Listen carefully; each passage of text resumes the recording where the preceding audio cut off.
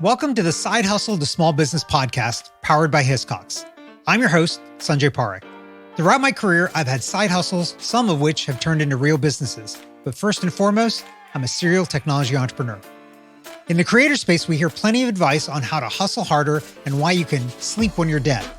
On this show, we ask new questions in hopes of getting new answers. Questions like, how can small businesses work smarter?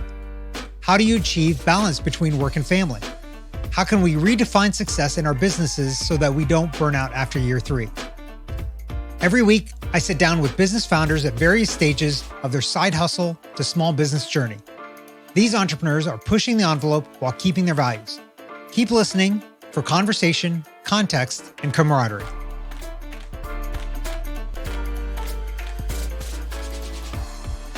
Today's guest is Stephanie Shanks, a portrait photographer based in Baraboo, Wisconsin.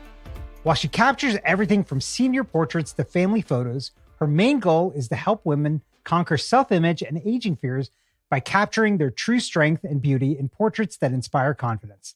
Stephanie, welcome to the show. Thanks so much for having me, Sanjay. So I'm excited to have you on because hopefully I'm going to get some photography tips from you at some point here, because I don't know if my pictures of people are always the best. But before we get into photography tips, because that's actually not what this podcast is about, give us a little bit about your background and what got you to where you are today. Well, I've always had an entrepreneurial spirit, and it came from a long line of farmers, and my grandparents owned a grocery store. So it's always been kind of in my blood. Even as a kid, I would buy cattle and sell them because I lived on a farm. My first job was a massage therapist, and I rented a space and grew my clientele through that. And photography just kind of came about when my youngest son was born. And I just started taking pictures and posting them on Facebook. And soon after that, people started asking me to take pictures of their kids. Oh, that's awesome. Okay. I got to ask about trading cattle as a kid, because that is a side hustle that I don't think I've ever heard, especially on this podcast, or actually ever, I don't believe. So how? I don't even know if I have a question. I'm just going to ask how. Okay. So you have to have a little bit of capital to Okay. How much is a little bit? Oh gosh, a couple $100. Okay. A couple $100. Okay. You have to, and then you go to auctions and buy cattle. So you get to pick out the one you want. And, my dad they have a cattle farm. So the trailer was there, the space, you need space. Right. So yeah, it was really a fun experience. My dad would help me pick out the cattle that he thought would look good. And I did pigs too. And okay. Of course, because that's a natural a business extension from starting with cattle. Then you, of course, go into pigs. Yeah. Clearly. And I would show them at the county fair, and I would do really well. So there would be people at the end. We'd do an auction, and different people would buy the animal, and you would get paid for that animal. Okay. So so basically what you're doing is an arbitrage business, right? You're buying it at one price, you're selling for more. It's something that we've actually talked about on this podcast before. A lot of people that are entrepreneurs have done this, but with candy bars selling to their classmates in school. You use livestock. Okay. So how did that work? Like, why were the people that were buying it for you? So I understand the candy bar business, right? I bought it, and then these kids, their parents wouldn't buy them candy bars, or they didn't have access to the candy bars. And that's how I was able to sell it for more to them. Yep. But livestock, these people could go to the auction themselves. Why were they not? Why were you able to arbitrage against those two places? I think the whole idea of the auction that I would sell my animals at is the quality of the meat that they would get. So you can imagine an animal that for the last year has been pampered and pet and taken care of. I mean, the quality of that animal versus your random livestock is completely different. And it's really good for the community and the kids and sports farmers. So I think that's where the whole reason behind it. Okay. So unlike me and all of us that did candy bars, and I don't know if you did candy bars too, but our cycle time with our inventory was pretty short, right? You buy one day, you sell the next kind of thing. Yep. You actually had to spend time with this livestock for a year. Is that generally what you held on to them for? About, 7, 8 months, something like that. It was a fall to summer thing. Okay. Okay. So there's a lot of work that goes into that too, Oh yeah. over the Yeah. years. So it's not just an arbitrage business. It's actually putting work into. Yeah. It's not flipping, but it's, it definitely, paid for a couple of years of college and, Oh, wow. Skis and snowboards and all the things that I wanted at that young age. Yeah, that is, I think you kind of hit upon a show that I think I would be fascinating to watch, like animal flippers. Like, is that a thing? Maybe somebody should make that a thing. That's what a lot of farmers do. So yeah, they're animal flippers. I think that's a great name for a show, right there. That's not something I'm going to do, but somebody out there should maybe do that. Okay, so you kind of mentioned how you got started in this business. You started taking pictures of your own kid, and then people started asking you for doing that kind of for them. How did you get started in that for yourself? Was it just like with a regular camera, like a phone? Like, how did you start taking pictures, and then how did that develop for you? I always was the girl in school that had a camera. Like a real camera. Yeah, a real camera. Yeah. I mean, just the little clicks, and then you go and you get it developed. Yes. Yeah. Oh, the old days. The good old days. No instant gratification. You actually had to hope you did it well. So exactly. Yeah. Yep. So you started, so you had a real camera then starting. This was, I'm assuming the digital days when you started this, because you were posting online. And so then as these people started coming to you, at what point did you realize that, wait a minute, this is a business, like I should do this for real? It was a process. First off, when people started asking me to take pictures, I had no idea what to charge. I had no idea what I was really doing. I was just doing it because people told me I was good at it, of course. And within the first year, someone took me to the Bahamas for a wedding, and I went to Arizona for a wedding. Wedding photography is a super easy thing to get into for photographers starting out. And then, so a little quick backstory. I have a son who has cerebral palsy. He's in a wheelchair. And at that time, we were going through budget cuts at school. So he couldn't go on field trips without me being there. And because I needed extra help, all this stuff was happening. And I found myself calling in sick to work a lot, because at this point I had a regular job. And it was stressing me out so much. I knew there had to be another way. So that was the point then that you kind of went full time into this, or like that was the catalyst? Okay. Yeah, I was stressed out beyond belief, crying all the time. I don't feel like I had an option at that point. So photography was the next step. Yeah. So here's then, and I think particularly for you, potentially a challenge, but I think this exists for everybody, is like making that transition. Probably one of the hardest things is insurance and health insurance. Like, how did you manage that? Because obviously you have a child that can't go without health insurance. Like, you need coverage. And when you have a paying job, like, you've got that umbrella there. So how did you manage that part, which I feel like is maybe the more difficult issue there that you had? Well, because of my job as a massage therapist, health insurance was never an option anyways. So that's always been something that I've had to pay out of pocket. Oh, wow. Okay. Mm-hmm. So it wasn't like you were giving up anything at that point. No, just the security of the job. Right. Of the steady paycheck. Okay. So that is a very different catalyst than a lot of people. So as you got started then, how did you kind of figure this out for yourself? And you mentioned one of the things, like, how do you charge for it? And like, what do you charge for it? How did you start in terms of asking for money? And when did you figure out like that was not the right amount, or was it the right amount right out of the gate?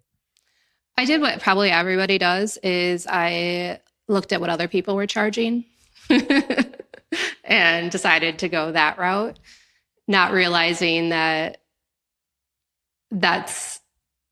all you want to do is get clients.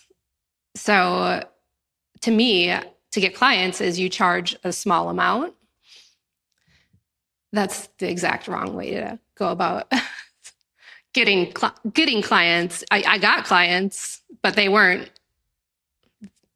great clients. They were took advantage of me because I let them. They would show up late. They wouldn't show up at all. They would call me.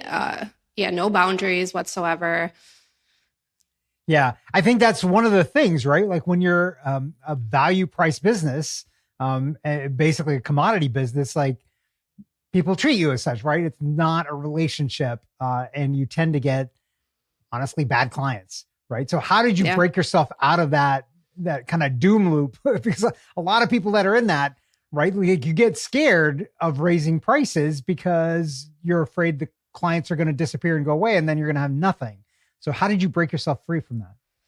I ended up getting a business coach that walked me through it. I got into an accountability group, and this was in 2020. So for a long time, I was doing that business of comparing my pricing and my photography to others. And this group, when I saw what other women photographers were making, it really helped me get over that hump of being like, oh my gosh, nobody's going to pay me for this. This is crazy. It was really scary. Yeah. So how much of a difference are we talking about? Like on a one client, like what were you charging? What could you charge is basically like, what was the delta there? So $300 to $3,000. That's a big delta. So that's 10 clients to one client. So the idea of having to struggle to find 10 clients or finding one, it's way right. And also probably then the amount of time and effort you can put into that client, the quality is probably a lot greater then as well, right? Absolutely. Yeah. Yeah. Wow. That is a huge, that was not the number I was expecting you to say. I was thinking 3 times, 4 times, maybe not 10 times. Yeah. And I'm at the low end for the business structure that I'm in. There are women that are, and men too, that are making 10 grand plus on portrait sessions, and people are happy to pay it because of the quality that they get. Right. Okay. So, you had been a side hustler, but it sounds like this might've been the first time you had your own business. Was there anything that made you nervous about making this jump? Absolutely. I thought everyone was going to hate me. When you're value based for so long and all of a sudden you have to tell your clients, oh, wait a minute, I'm charging this much. I did. I was so afraid that people are going to be mad at me. And so that accountability group and the business plan was huge for me. Yeah. When you made that jump up in prices, was it like an overnight thing? Did you just go like, okay, well now today my prices are this, or did you like ease your way into it? No, you can't you can't go back and forth with that. Of course I wanted to with my older clients. I wanted to, there was like a little bit of a discount that I gave at first, but I just went full into it. Yeah. Interesting. And was there any blowback? Like, did anybody have, I'm sure some people had an issue. What was the feedback? Yeah, I lost clients. Yeah. I gained clients though. The first month I grossed over $20,000. I thought that I didn't think I was living on this planet anymore. I thought there was like, and before that month, like what was the average gross that you were making? Oh, if I made 1,000, I was, wow, 2,000, side hustle, right? So it was supplementing. My husband at the time had a business and we had an Airbnb. So my business went from supplementing to actually being an actual business. Yeah. Yeah. That's incredible. Now I imagine that revenue stream then allowed you to then, I'm assuming, invest back in the business. Like, what did you do to help yourself? Was it new equipment? What was it? Yeah. Well, I got divorced. that needed to happen. That business plan, that change gave me my whole life back. I was able to get out of a bad relationship, get my own place. It's my son and I on our own. helped them buy a car. There's no way I could have there's no way I could do what I'm doing now had I not made that big shift. Right. So I have a studio. I mean, everything's changed since I made that shift. Right. Yeah. So now, like moving forward, what's the, like in a typical month, like how much do you set aside for investing in the business versus like your overhead and profit and all that stuff? Like, is there like an ongoing, like, hey, every month I need to buy, a new lens or a new whatever? Yeah. I like to spend about $2,000 if I can, investing in coaching and marketing. And, I just bought a new lens and that's what I use right now. And then, set some of that aside for if it does get slow. But yeah, I mean, I have a pretty nice life and I'm not the best at balancing all that, but. Yeah. So that's $2,000 a month that you're basically setting aside for like building the business, working on the business. Yes. Yep. Okay. So, So you kind of made a comment there, not the best at balancing. So, is it not the best at balancing, like working on the books, or is it like, managing the balance between work and life and all of those things? It's balancing the ebb and flow of a photography business. That's the hardest part. That's why I save as much as I can. I don't have a set amount that I save or I invest. Because when February, March, April comes along and then nobody wants their pictures taken because it's cold and wet. And I always have to make sure I have enough saved up so that I'm not feeling that stress of not having as many clients. Working on it though, I'd really love to have a year-round sustainable business. Well, so that's what I was going to ask you then. So is there like a plan of what do you do during February, March, April then when you can't do portraits? Is there, like you mentioned weddings, but maybe weddings is not a thing unless people are going to fly to the Bahamas all the time, which that's not a bad thing to do when it's cold. But like, what are you thinking in terms of that? Yeah. So I usually take a month off in March to go someplace warm. Doesn't have to be the whole month, but take my son on a trip somewhere to San Diego. I've been to Santa Barbara, just someplace warm. And then I can refocus on my business, refocus on me. That's a huge thing too. Focus on the things that make me happy so that, when May hits and I start getting busy again, I feel fulfilled and ready to take it on. Yeah. Awesome. Well, we'll get into work-life balance here in a minute, and talk about some of those things. But I want to ask you, like, is there a style in your portraits that is kind of your style? And if so, like, how did you figure that out for yourself? Yeah. Again, you start out with, you copy everybody else's because you think that's what people like. Right. And you just keep going and going. And then all of a sudden you have this whole new way of editing that's yours. And I like soft, bright colors. A lot of people like dark, contrasty colors. So my style is definitely reflective of who I am, very nurturing, very loving, very kind. Yeah. And I think my portraits reflect that. Yeah, I love that.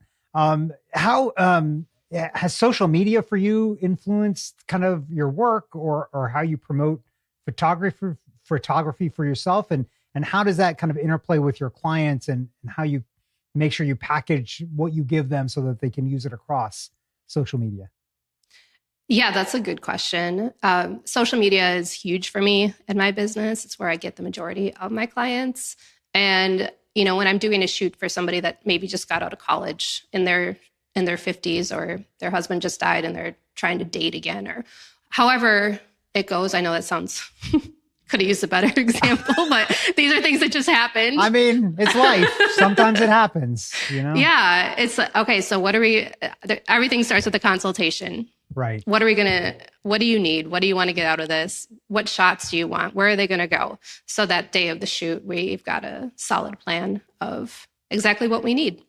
Yeah. So some people do come to you for dating profile pics? Oh, of course. Yeah. Really? Okay. Yeah. We eat with our eyes. Well, I like that. We eat with our eyes. Yeah. So if you've got a standout dating picture, you're going to get way more traction than somebody that doesn't. Interesting. So I'm very, I think fortunate and unusual. I started dating and I married my wife well before dating apps were even a thing. So I have spent zero time on any dating apps. I don't really fully understand. Like I've seen the videos of it and stuff like the swipe left and right. And I can't remember which one's the good one and which was the bad one. I don't know either. I've never done it either, but I like those kinds of things. Like how do you set up a profile? It's like, I don't really fully understand because I've never done it before, but that is super, super fascinating. And I wouldn't have thought that you should go to a professional photographer for those pictures, but it makes sense, honestly. Like, yeah. Okay. So, I bet that's like a interesting, fun side of the business when you're having to do those, but, let's move on to talk about like kind of work-life balance. Like you mentioned a little bit about getting out of the cold, during kind of March and getting to someplace warm. What else do you do in terms of kind of work-life balance and making sure that, you manage stress for yourself? I always try to take a couple of days during the week where I'm not shooting. And this time of year, especially because I do a lot of graduation senior photos, and having those couple of days where I'm not shooting helps me because then if it's raining one day, I've got a backup and I can schedule a day that's on my terms and get done the things that I need to get done. It's really easy to get, I want to shoot every day because of, the income, but realizing like that's not sustainable for me. Right. So in an average week, how many days do you have planned for shoots and then days for yourself? 3 shoots and 2 days. And then the weekends I try to keep free unless somebody absolutely has to have a weekend shoot. Got it. Okay. So that gives you pretty good flexibility then. And then do you group the days that are for you? Is it like Thursday, Friday always, or Friday, Monday? So you have a long weekend? Like, how do you plan that? I try to have Mondays. Okay. That's a big one. And then Fridays are great too. So Monday, Friday. Yeah. It's not necessarily a long weekend because I do, all the other stuff all weekend long. Right. But that's the main thing. And then meditation, staying healthy, eating good, all those things that I need to do for me to make sure I'm mentally at my best. Yeah. So you kind of mentioned this, and this is, I think, true for all of us as entrepreneurs, that weekends are not really, because we're still thinking about stuff and doing things. Are you always thinking about the business? Like, is there a time where you like, absolutely not? Or, what are those boundaries for you? I pretty much eat, sleep, breathe photography, whether it's my business or learning new skills for my business. I just started a podcast, so now I'm working on figuring out how to best get that people to see that. So always learning something that has to do with my business because it's my passion. Now, if I was passionate about being a triathlete, then I would be doing that. But I just I'm all in when I'm all in. Yeah. Yeah. One of the things you mentioned before I wanted to ask you about is when you got started, there were basically no boundaries. Clients were calling you all the time, demanding things. Like, how have you changed that for yourself? Because obviously you're a lot happier with the business. So I can't believe that that's true. Like, how have you set that up? And is there something now like, look, I don't answer the phone from clients if it's after this time or on these days or whatever? Yes. Yeah. Anybody on social media that gets a hold of me, I just send a link and all right, let's set up a time to have a call. That's been the best thing for me, is to have specific times that people can schedule calls with me. Because it is a struggle for me because of course, you want to reach out right away and because we're always worried about wanting to not lose the deal, right? Like that's the thing. Yeah. Like there's a hot lead there. Don't lose the deal. Oh yeah. That's a real thing. And of course you don't want to, and you don't want to put them off because then they're going to go to the next person. So, that's been a huge piece. Yeah. But I think, for all of us as entrepreneurs, what we fail to recognize a lot of times when we're in that situation is it's a huge market out there. This is not the only client. There's many clients. If they do end up moving on, it is what it is, right? There's going to be another one that comes up after them. So, that's true. Yeah. So, okay. Last couple of questions here for you. If you could go back in time and do something differently, what is that and why? I think we touched on it already. It would be getting a marketing and business plan sooner. Yeah. That maybe didn't start as a sustainable business, but at least had plan in place of how I can turn a side hustle into a small business. That would have, invested in myself there. That's the short answer. Yeah. Yeah. It's great. Okay. Last question for you, Stephanie. If you were talking to somebody who was thinking about doing like what you did and taking that leap from turning their side hustle into a full-time business, what advice would you give to them? Just do it. Don't put it off. I struggled on and off for years trying to, when should I do it? Oh, people are going to be mad at me. Find an accountability group that maybe is doing the same thing you're doing, but just the sooner you do it, the sooner you're going to profit from it. So there's no future date, just now. Yeah, that is absolutely great advice. Stephanie, this has been fantastic. Thank you so much for being on the podcast today. Oh my gosh. Thank you so much for having me. It's been a pleasure. Thanks for listening to this week's episode of the Side Hustle to Small Business podcast, powered by Hiscox. To learn more about how Hiscox can help protect your small business through intelligent insurance solutions, visit hiscox.com. And to hear more Side Hustle to Small Business stories or share your own story, visit hiscox.com/side hustle to small business. I'm your host, Sanjay Parekh. You can find more about me at my website, sanjayparekh.com.